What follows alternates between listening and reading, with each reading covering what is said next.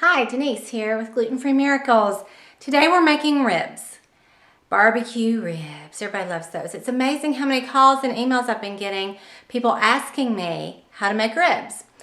They're naturally gluten-free as long as you use a barbecue sauce. It's gluten-free whether you make your own or buy Stubbs or another gluten-free barbecue sauce. So we're going to take a look at my ribs.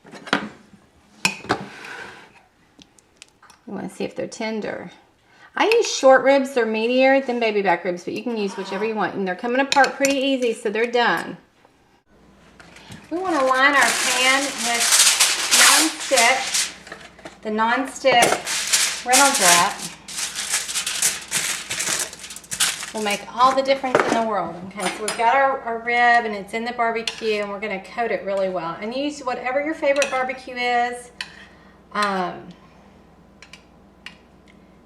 I like to shuffle it around a little bit. There's one. Get another one. I like I said, the short ribs tend to be less fat and more meaty. So that's what my husband likes. He likes it more meaty. Plus, they're really easy to work with when they're the short ribs. Okay. All right, this is the last one. We've got them on here, and we are going to bake them in that 375 oven until that barbecue is baked on and they're good and warm. So probably about 20 minutes. Hi, while the ribs are soaking up the barbecue, I'm going to show you how to make half-baked potatoes. These are the easiest potatoes and everybody always loves them. You want to wash your potatoes really good and dry them, and then you're going to half them lengthwise. Like that. I've got 3 that we're cooking.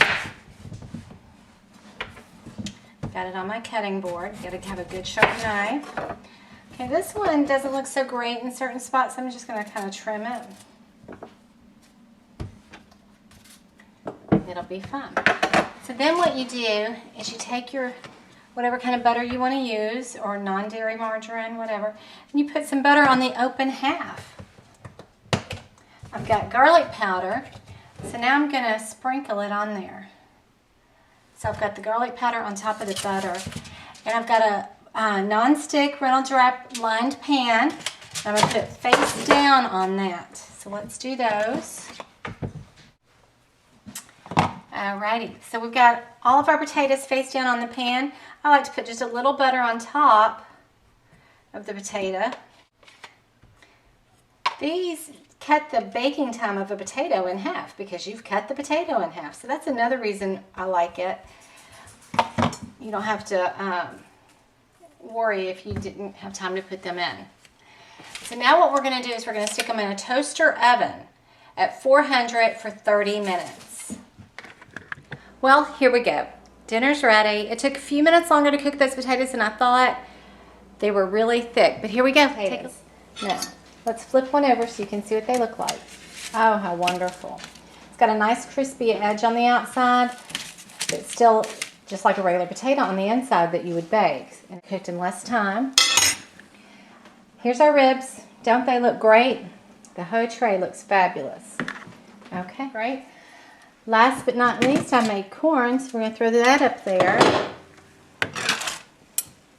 I had frozen this fresh corn from a farm nearby. So I froze it and we have fresh corn. Voila. Isn't that a nice dinner? Well, I've got the butter on my potato, my ribs on my plate, my corn's ready. I'm ready to eat. And that's it. Another gluten-free miracle.